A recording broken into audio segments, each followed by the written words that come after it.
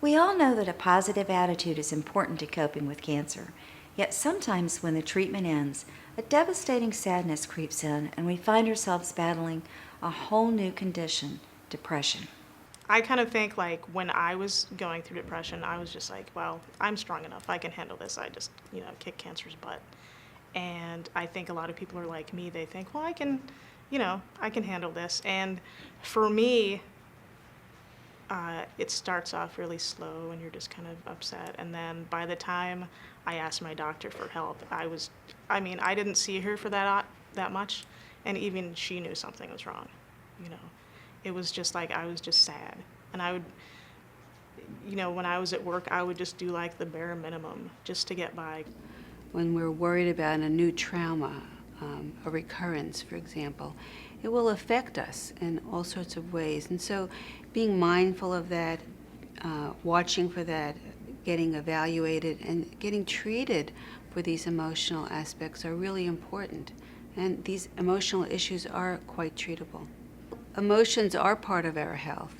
And so, again, if we are depressed or anxious or overwhelmed, it'll force us to not be able to deal with things that we ordinarily would want to deal with.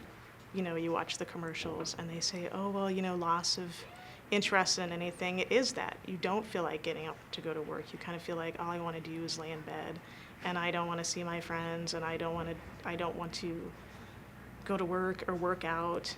And, it's hard. So it's important for clinicians to talk about these issues, ask about it, and for patients and family members actually to question this and to realize that this is very much part of their overall cancer care and into survivorship. The most amazing thing that I realized is when I was like seriously depressed and didn't want to talk to anybody, and I thought, well, my fiance doesn't know what the hell is going on because he doesn't have cancer, and I don't want to bug my friends because they're going to think, oh yeah, here's cancer girl, like complaining about her cancer, blah, blah, blah. And I was talking to someone online, they're like, you know what, Mel, everybody feels that way. And it was just like an eye-opener because I'm like, well, because you always think when you're alone and you're depressed that you're the only one in the world that feels like that, and you're not. Actually, it's very true that sometimes we are unclear what these symptoms, these emotional symptoms are related to. Sleep issues, appetite changes, low mood may in fact be related to the cancer treatment itself or the cancer or psychiatric or emotional issues before the cancer that have returned. It's hard to realize that that's actually happening, and I don't want to say until it's too late, but it's hard to realize that that's happening until for me, it was like I was so far into it that it was like, I'm like, this is ridiculous. This isn't me. I'm not happy. And I'm usually a happy person. Many people say the emotional aspects of cancer are some of the hardest aspects of cancer. And I think I was kidding myself when I was at work and I was like kind of putting on a good face and be like, oh yeah, everything's great. And I would go home and I would just be so sad. And I finally went to my doctor probably about 6 months after treatment and I said, I need help. There's sometimes stigma attached to having emotional issues aside from cancer, and so both the aspects of cancer and emotional issues sometimes could be like a double whammy for some patients and families, but very treatable. That there's people who think, oh, well, antidepressants, there's a stigma. It's like, what, I'm, as an advocate for survivorship and cancer and all that, it's like, what, you have to do what you have to do. And you can't, I can't look at you and say, well, you're on antidepressants, that's just wrong.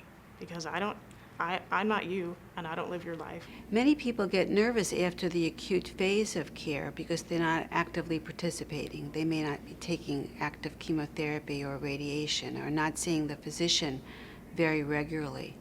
And so anticipating that, talking about it, talking about that with family and friends and with clinicians is very important.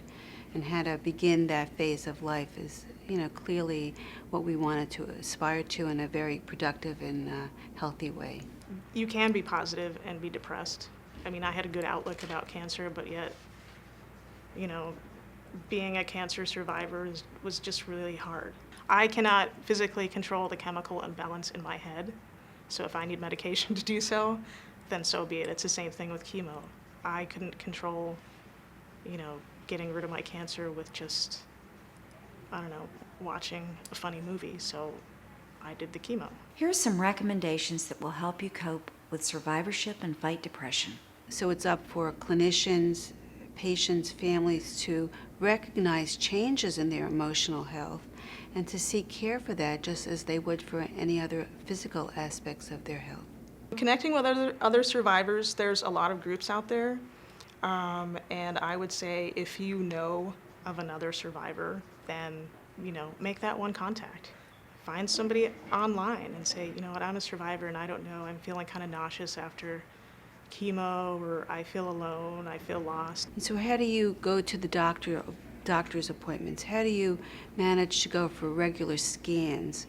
How do you do that so that the month before you have a scan doesn't get eaten up with severe anxiety? Definitely a positive mental attitude. Surround yourself with positive people. I mean, if you have to get rid of emotional vampires or people who don't understand. We try to incorporate that into the overall survivorship skill set. Having a toolbox, knowing what has worked in the past and what can possibly work, and then working with us to try to continue to move in a more positive direction.